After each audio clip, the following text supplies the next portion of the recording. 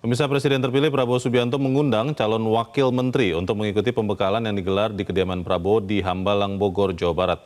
Sebelumnya para calon menteri telah lebih dulu mengikuti pembekalan. Jika pada hari pertama pembekalan terkait isu geopolitik, kesuksesan sebuah negara dan gross domestic product, maka pada hari ini pembekalan bagi para calon wakil menteri terkait dengan isu teknologi, kecerdasan buatan atau AI, komunikasi lapangan kerja masa depan, dan anti korupsi. Di hari sebelumnya ada 59 orang yang diundang Prabowo Subianto termasuk beberapa menteri Kabinet Indonesia Maju yang telah lebih dulu mengikuti pembekalan. Di hari pertama pembekalan dilakukan selama 12 jam. Presiden terpilih Prabowo Subianto ikut memberikan arahan langsung bagi calon menteri kabinetnya.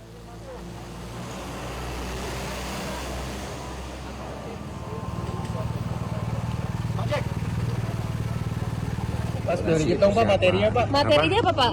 Ya pembekalan aja ya terkait kesejahteraan dan pemberantasan korupsi ke depan gitu. Oh iya ya, hari ini Pak Prabowo ulang tahun. Ya kita doain sama-sama, mau doain juga dari kawan-kawan buat kesehatan beliau. Memberantas korupsi, swasembada pangan, swasembada energi, dan juga ketahanan. Nanti mau ngasih surprise ke Pak Bowo ke hari ini kan ulang tahun. Iya, kita mau ucapkan selamat ulang tahun kepada beliau. Oke, terima kasih. Karena pembekalan ini penting banget supaya kita siap untuk menghadapi segala bentuk tantangan ke depannya. Nah ini kan briefing dulu ya. Pak, materi yang akan disampaikan seputar apa sih Pak? Salah satunya anti korupsi, benar nggak ya Pak? Saya belum tahu, tapi kalau materinya seperti yang kemarin itu salah satunya. Pemirsa, pembekalan calon wakil menteri masih berlangsung saat ini di Hambalang, Bogor, Jawa Barat. Untuk mengetahui informasi selengkapnya, kita bergabung bersama Rona Marina langsung dari Hambalang, Bogor, Jawa Barat.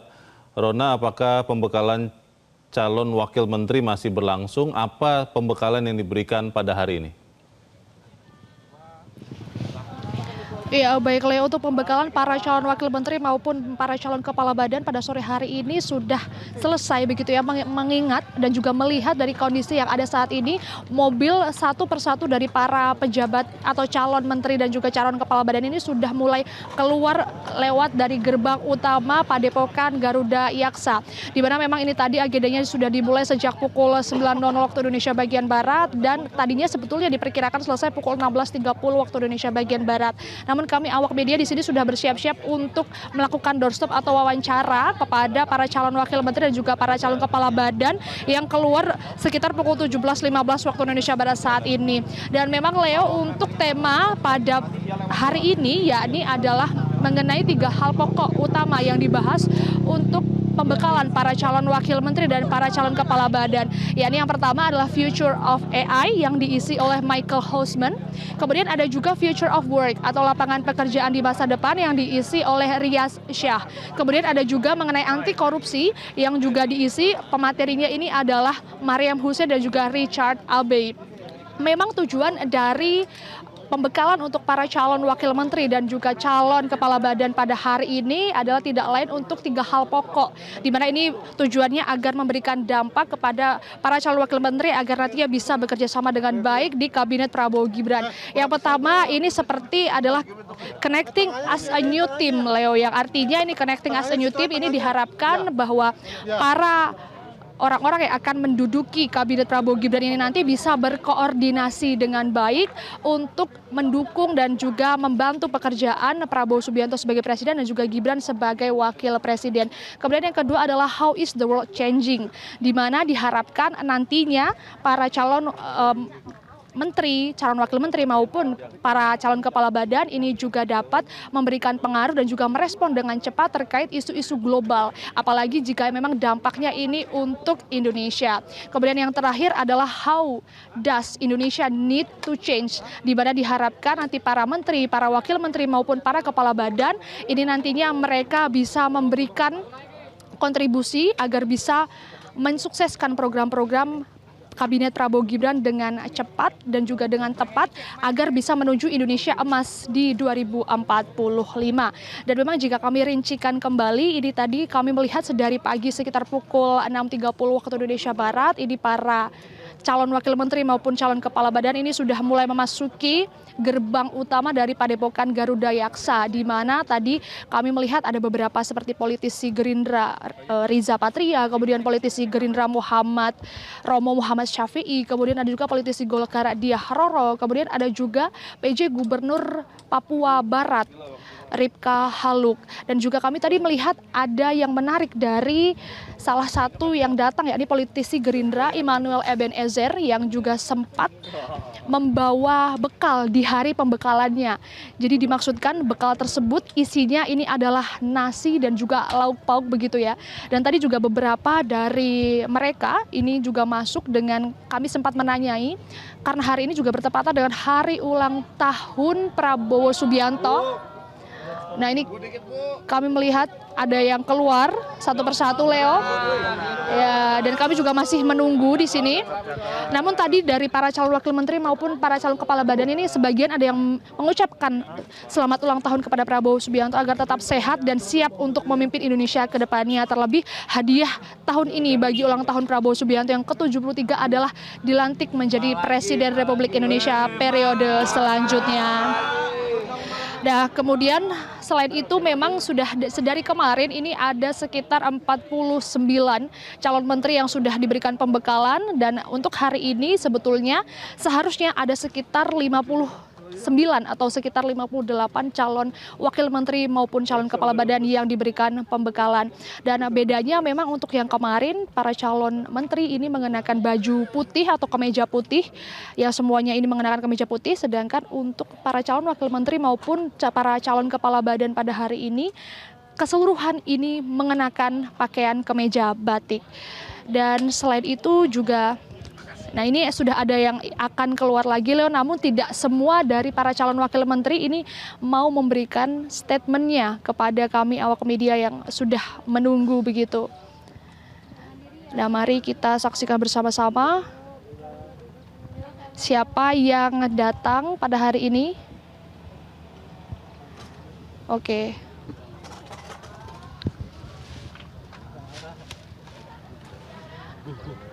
Dan memang untuk para calon wakil menteri, calon menteri juga yang kemarin diberikan pembekalan maupun para calon kepala badan ini sebetulnya mereka menyatakan bahwa mereka tidak ada persiapan khusus untuk datang pembekalan pada hari ini karena mereka baru dikabari itu sekitar 12 hingga 24 jam sebelumnya. Sehingga ada beberapa juga dari mereka yang sempat di luar kota lalu kemudian bergegas kembali lagi untuk ke Jakarta agar bisa menghadiri pembekalan ini. Nah, ini kami melihat lagi beberapa yang sudah keluar. Namun sekali lagi enggan memberikan statement kepada awak media. Dan sebagai informasi juga, Leo, bahwa pada tanggal Nah, ini ada satu lagi yang keluar, satu persatu keluar menunjukkan dirinya ke depan kamera, namun ada juga yang enggan. Pak, statementnya, Pak.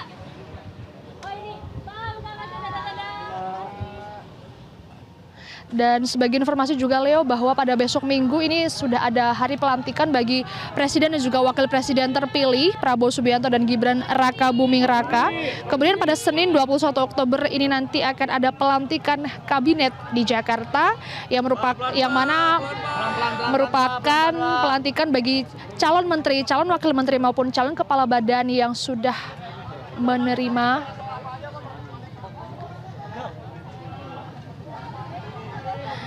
Ya baik, dan Leo, kita saksikan bersama-sama baru saja Ahmad Riza Patria yang merupakan politisi Gerindra ini keluar dari Hambalang, dari Padepokan Garuda Yaksa. Dan mari kita sama-sama dengarkan pernyataan dari Bima Arya.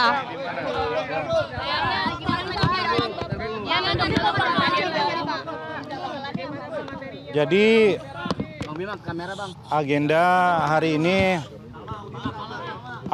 ini dibuka oleh pengantar dari Presiden terpilih Pak Prabowo yang menyatakan beberapa poin. Yang pertama adalah ini latar belakang anggota kabinet kan berbeda-beda, kata beliau.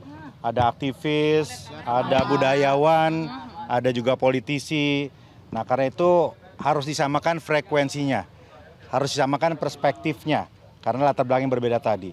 Bapak Presiden terpilih menyampaikan konstelasi global, ada tentang geopolitik, ada tentang kondisi ekonomi global, ada tentang mazhab-mazhab mengelola negara, dan beliau menanamkan, menyampaikan, dan menggarisbawahi kepada kita tentang seni mengelola negara secara handal atau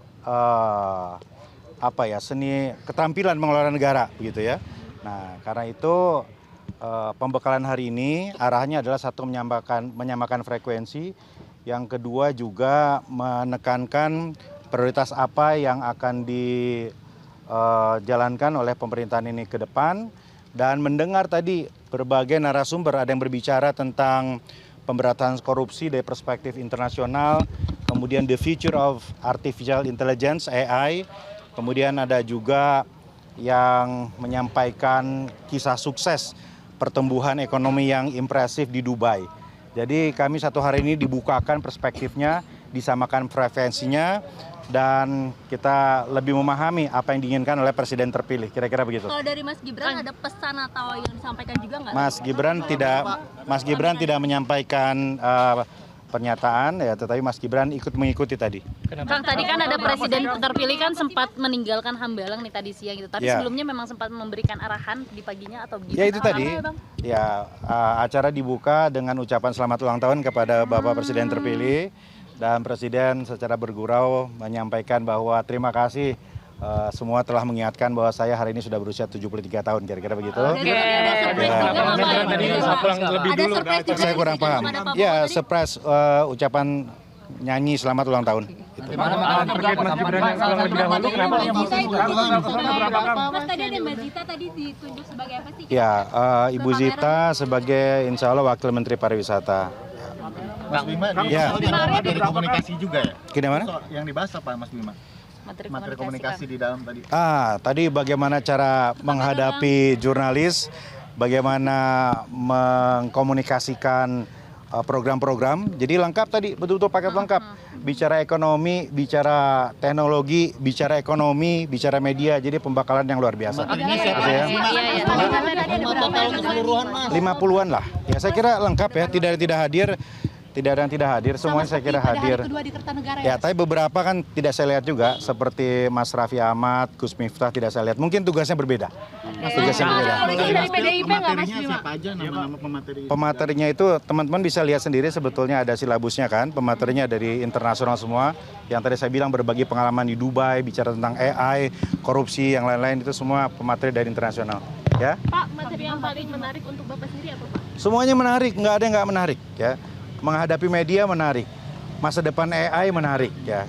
Semuanya menarik, nggak ada yang nggak menarik, dan semuanya penting. Kang Bima, ini dibilang ini transisi terbaik karena sudah disiapkan jauh-jauh hari. Kita melihat begitu, ini persiapannya sistematis, terstruktur, matang, dan yang paling penting adalah menyamakan frekuensi dari latar belakang yang berbeda tadi.